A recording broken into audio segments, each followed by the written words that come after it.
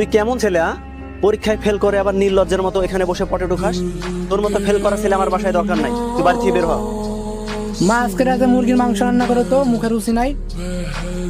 তোর মুরগের মাংস খাওয়া আমি বের করতেছি, যা বাড়ি থেকে বের হ। তোর শরম লজ্জা থাকলে তুই আমার বাড়িতে আর জীবনে পা দিবি না। আমার কোনো শরম লজ্জা নাই। তোর ফেল করার কারণে লজ্জায় আমি পাড়াতে মুখ দেখাতে পারতেছি না। আপনি মুখ দেখাতে পারছেন না মানে? আপনার মুখে আবার কি হয়েছে? আমার মুখে কি হয়েছে বেয়াদব ছেলে, তুই জানিস না? আব্বাই ছোটখাটো বিষাইলি বাড়াবাড়ি করা কেমন দেখায় না? বাপ্পাটা যদি ঝামেলা করে তাহলে তো এলাকার মানুষ হাসাহাসি করবে। আব্বা, ঝামেলা করা বাদ দিয়ে মাকে মুরগির মাংস রান্না করতে বলেন, রাতে খাওয়া দাওয়া করতে হবে। আসলে তোর কি শরম লজ্জা কিছুই নাই? না, আমার শরম লজ্জা নাই। পরীক্ষায় তো ফেল করেছিস, এখন কি করে খাবি? কি করে খাবো তা তো জানি না, কিন্তু আজকে রাতে মুরগের মাংস খাবো। তোর মুরগের মাংস খাওয়া আমি বের করতেছি, আমার বাড়ি থেকে বেরো হারামজাদা। আচ্ছা আব্বা, আপনি আমাকে একটা বিষয় বুঝান তো। আপনি যে চিল্লাচিল্লি করেছেন, এই চিল্লাচিল্লি করে হচ্ছেটা কি? এই চিল্লাচিল্লি করলে কি আমি পরীক্ষায় পাস করতে পারবো? লেখাপড়া আমার মাথায় ঢুকে না, আমার চিন্তা শুধু ব্যবসা নিয়ে।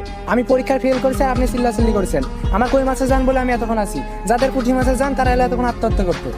তুই কি আমাকে পাগল পেয়েছিস নাকি? কি দিয়ে কি বোঝাতে যাচ্ছিস? তুই আমার বাড়ি থেকে বের হ। আপা পটরু খাবেন নাকি? যা এখান থেকে। তোর লজ্জা থাকলে আর কোনোদিন আমার বাড়িতে আসবি না। দুই বন্ধু ছোটবেলা থেকে একসাথে পড়ালেখা করলাম, আমি পাস করলাম আর তুই ফেল করলি। এখন সমাজে কিভাবে মুখ দেখাবি বল? কেন ফেল করেছে বলে সমাজে আর মুখ দেখাতে পারবো না? ফেল করেছিস, সমাজে কিভাবে মুখ দেখাবি? সমাজে মুখ দেখাতে যদি সমস্যা হয় তাহলে নিচুনো মেয়েকে মুখ দেখাবো।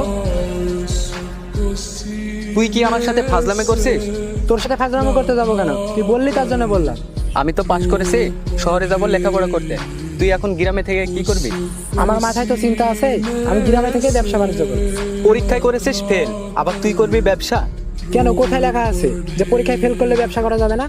তুই যদি পাস করতে দুজনা শহরে গিয়ে একসাথে পড়াশোনা করতাম। এখন গ্রামে খ্যাতগিরি কর। শোন বন্ধু, তোকে একটা ভালো পরামর্শ দিই। তুই আশেপাশে কোনো কলেজে ভর্তি হয়ে যা, তাহলে দুই বন্ধু একসাথে ব্যবসা করবো। আমাকে কি পাগল পেয়েছিস? তুই করেছিস ফেল আর তোর সাথে করবো ব্যবসা? তোর সাথে ব্যবসা করলে আমার কোনো উন্নতি হবে? তুই একটা কাজ কর, এসব চিন্তা বাদ দিয়ে অটো কিন। আমি শহরে বড় চাকরি করব, ছুটিতে আসার সময় তোর অটোতে আসবো, তখন তোকে একটা বড় অ্যামাউন্ট বকশিস দিব। অপমান করেছিস না, কর। তোদেরই তো সময় এখন অপমান করার। অপমান আর কি করলাম? যেটা সত্যি সেটাই বললাম। পড়াশোনা করলে যে ভালো কিছু করা যায় এটা কি আমাকে গ্যারান্টি দিতে পারবি? ফেল করেছি তো কি হয়েছে, গ্রামে থেকে ভালো কিছু করা যায়। তোর সাথে থাকলে আমার আর দিন চলবে না। তুই এখন গ্রামে থেকে খ্যাতগিরি কর। এখন আমাকে দেখলে সবাই অবহেলা করবে, আমাকে কিছু একটা করাই লাগবে। আচ্ছা জহরুল, পরীক্ষায় যে ফেল করলি, তোর আব্বাকে কি বলছিস? না গো, বলা হয়নি। তুমি কি বলছো? ফেল করেছি তো কি হয়েছে, আমি আব্বার মুখের উপরে বলে দিছি। আমি সিদ্ধান্ত নিয়েছি, আব্বাকে বলে দেবো আমি পাস করেছি। মিথ্যা কেন বলবি? আব্বাকে যেতে বলি আমি ফেল করেছি।